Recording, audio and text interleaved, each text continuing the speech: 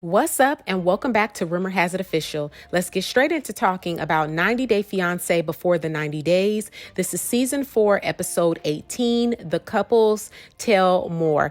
Now, I'm going to continue repeating this because there could be some people that didn't see previous uploads from me that are just tuning into this one. But of course, I am playing catch up because I'm a little bit behind and I still want to make sure that I get these videos out to you.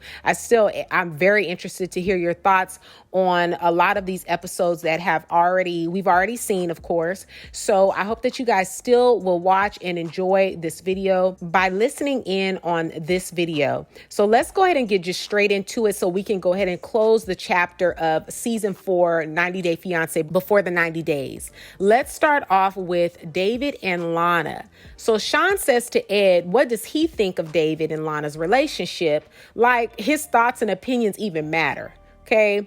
And Ed says that he feels for David. David starts spilling a whole bunch of nonsense saying that it's not legal for him to talk to Lana off the website. When Tom and Ed start challenging him, he gets tripped up and keeps talking about the embryo law. Okay. This is what he's saying. It was very confusing to me. And it was a very confusing conversation, I believe, for everyone who was listening in at that point. They then flash back to when David went to pick up Lana's $5 cubic zirconia ring. And then when he got on one knee and proposed at the airport. And David is smiling from ear to ear while watching this flashback, right? This dude is in his little box trying to force tears again. But all I can see is his face is bloodshot red. And I'm just like, dude, just stop it already. Like, what you and her got is nothing. Like, it's not real. Like, you're living in a fantasy. It's time to wake up. But anywho, Stephanie says that she thinks David's trip ended better than all of the other couples. She goes on to say that she hopes it works out. And David seems like a really cool dude, just a little naive like her. Sean then says to David, why didn't you pick out a real diamond ring? And here we go with more lies and nonsense. David says that Lana wanted to pick out the ring that she wanted to wear, and he accepted that. He goes on to say that Lana didn't know her ring size. So when he went to the jeweler advised him not to buy anything that he was going to have to later then resize. The look on all of the cast face, I'm telling you, what sense does any of this make? David is a liar, first of all. And do you know how many people have proposed without knowing a ring size and then later went to go get the ring refitted? Plus, how hard would it have been for him to simply just say to Lana, can you go to a local jewelry shop and find out your ring size? Ed tells David that he thinks the website is a prop, the ring is a prop, and the whole relationship is a prop. David has proposed to a total of 4 women. He says 2 were in America and 2 in Ukraine, and 2 out of which got real diamond rings. This is what this dude does, okay? It's obvious in this point, like during this time when he's revealing all of this, it's obvious. This is what he does, and I'm sure Lana won't be his last because I'm sure she's going to ghost him and move on. If they don't come back around for another show and she doesn't kind of decide to keep stringing him along and see what else she can get out of him, she's going to ghost him, and then he's going to find another Ukrainian woman that he can get all infatuated with, go see multiple times or attempt to go see multiple times and then try to propose. This is his game. I think this is what he does. He gets a high out of it. He likes it. I don't know, but I really want to hear your thoughts on that whole segment with David and Lana and him revealing why he didn't buy the diamond ring. Also, I want to hear your thoughts on why you think that he hasn't heard from Lana and what he said it was like 5 or 6 days. So let's move on to Tom and Darcy. So they flash back to when Tom brought that letter to Darcy's house that he could have just mailed, and Darcy slammed that door in his face. Y'all remember that? Well, Tom explains that the letter basically said that he was sorry, and he says that he has a copy of it in his phone and was using the phone to film. Okay, so this is the copy of this letter, supposed letter that he wrote to Darcy that he tried to hand deliver. he has a copy of it on his phone, but he was using that phone to film. So if all this time has passed and he's moved on, then why did he still have a copy of the letter in his phone? I don't get that. Tom is so flippin' dramatic to me. Anything to secure more time on this show. More airtime. That's all he cares about. He wants to keep getting his coin. Okay. So Darcy tells the host that she personally doesn't want to hear about the letter. And I was like, yes, that's right. What difference does it make? And she doesn't really care to know what it said. So Sean tells her to mute her phone so the rest of the cast can hear it. He then changes his mind about reading it. And once they took a break, Tom decides to then read this letter, even though he says that he wasn't going to. Now, I think this is totally a different letter than what he had presented to her on that day. He wanted this moment to gain some type of applause or empathy from the viewers because he desperately wants to keep a spot on 90 Day Fiance, the period, point blank. Comment down below, let me know your thoughts, and let's go ahead and move on to Ash and Avery. So they touch on Ash's dating seminar. Y'all, I laughed the entire time because he was so embarrassed. Like, you could see him in the square, like reliving this moment. He was so embarrassed, and he knows that he didn't know what the heck he was talking about. Ash tries to explain and defend his actions. He says that it was survival mode for him in that moment, and that he realizes that he did come off sexist. He takes some accountability for his actions from that episode, and I think he had no other choice but to.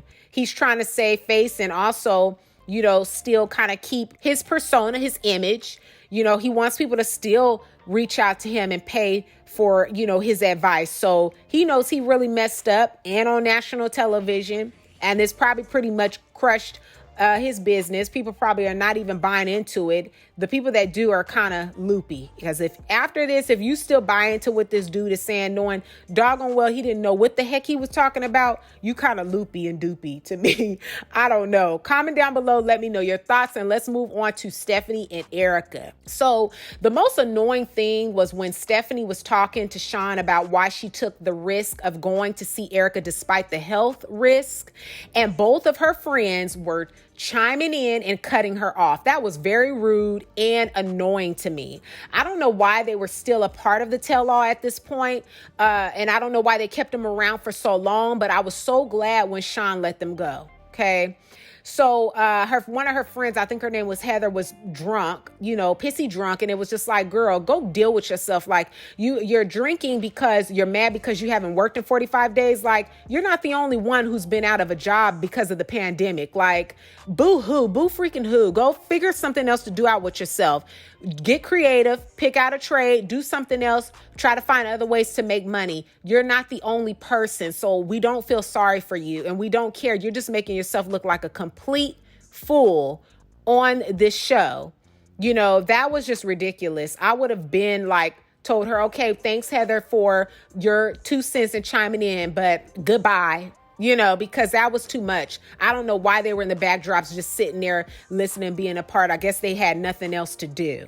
So Ericka says what really hurt her the most is the big step that she took in telling her parents about their relationship, and then it didn't end up, even working out.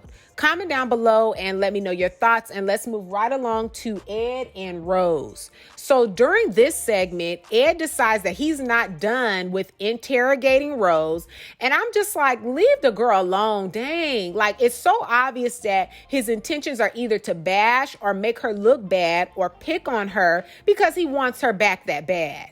Ed says, were you in on your sister wanting money from me? And Rose says that she didn't know. I took it as she was saying that she didn't know about her sister wanting money from him. I don't know. Do you all believe that Rose wasn't a part of that? Do you even believe that the sister Maria even wanted money from Ed? Because he could be lying about that and lied to have that a part of his storyline. Since I don't believe anything that he says, that could be a lie as well. Ed says to Rose, "You're lying to me and have been lying since day one." He goes on to say that Rose lied to him, saying that she's never been to Manila, but then pointed out a church in that area when they went to the market and said that her and her family used to go to that church. Rose says that she doesn't usually go out, so she's unfamiliar with certain areas. To me, it's like, why does any of this matter? You both are no longer together. Ed wants her back bad and will do anything to keep talking to her. That's how I felt watching this segment. He sounds extremely dumb. And when he says that Rose is making up crap about him, it was just too much. He's like, see, she's making up crap about me. She's talking about me. And at that time, the girl was talking in her language. So he has no clue what she was even saying, because I was thinking to myself, where's the doggone translator? Rose is just going off talking in Tagalog in her language, and no, the translator wasn't even translating anything. Maybe she just said, "I'm leaving because y'all ain't paying me. I did my service." I don't know what was going on, but the lady wasn't even translating. So he goes on to say if he would have brought her to the States, she would have left him. He knows that for a fact. Darcy chimes in to grill Ed and tell him to stop. And Ed says that he's a clown. And Darcy responds, "Yeah, but that's only going to go so far." And I'm like, right. Like, you're trying to be funny to deflect off the fact that your neck looked the way it looked. And it's like, he just needs to stop. You are who you are. Embrace that. You have that going on, and there's nothing, you're a grown man. There's nothing you could do to change it. So trying to be a clown to deflect off of the way that you look, that, like Darcy said, that's only going to go so far. Ed then tries to apologize, and he wants to apologize to Rose, and Rose says she doesn't accept it, and I wouldn't accept it either. Ed starts talking about his neck and goes on, venting about his childhood, and tries to use that to say that that's why he jokes a lot. Boo, boo, boo, blah, blah, blah, womp, womp, womp, womp, womp, womp. Nobody even cares. I'm just telling you, grow up, grow up. They then have a segment where the celebrities have questions for the cast. And I think that it's really a slap in the face to all of the true 90 Day Fiance fans, because they should have allowed the fans like you and I to submit questions instead, even make videos and submit those instead. The celebrities are just now hopping on the bandwagon, but 90 Day Fiance fans have been watching since day one. I don't know. That's just my thoughts. Like I said, these celebrities are still now watching it because they're seeing that it's popular and that it's a hot topic. And so they're using that to their advantage to gain and to attract. But we've been riding with TLC and 90 Day Fiance since day one. So I think that it's kind of a slap in the face to allow these celebrities to come on and have this time where they can ask questions about the cast that we tune into every Sunday or Monday. I just thought it was unfair. Comment down below your thoughts and let me know what you think. And let's move on to David and Lana and wrap this thing up. So David says that the only time Lana stood him up was when she was 20 years old, and says that Lana was scared and nervous to show up. They bring in David's friends, and to me, I don't know, I just feel like they could have left this couple's tale more out. It was honestly kind of garbage disposal food. Like, it was dragging towards the end, and the credits started rolling all while they were still talking, and they could have just kept that. Like, this extra footage, just keep it to part 1 and part 2, unless part 3 really gonna be getting down to something. The only thing interesting was finding out that David has proposed to a total of 4 women, 2 American women and 2 Ukrainian women. They should have added that in the second one, but it just really didn't have anything to me enough to make it a third part of the couple's tell-all. So that was just my thoughts on that. I really need to hear your thoughts because they mean a lot to me. So give this video a big thumbs up for me. Share with a friend who also loves watching 90 Day Fiance before the 90 days. Don't forget to subscribe and hit the bell so you'll be notified on the next time I make an upload. And as always, I look forward to talking to all of my besties in that comment section down below. And stay tuned for more videos to come. I'll see you in the next video. Peace.